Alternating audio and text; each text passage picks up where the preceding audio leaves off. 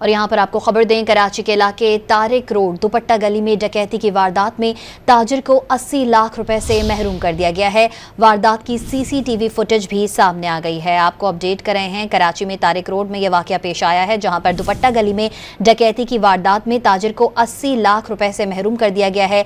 वारदात की CCTV footage भी सामने आ गई है। मजीद जानते हैं, डॉन न्यूज के नुमाइंदे मोहम्मद बिलाल हमारे साथ मौजूद है। मोहम्मद बिलाल, सीसीटीवी फुटेज भी सामने आ गई है, पुलिस ने कोई कार्रवाई की है अब तक?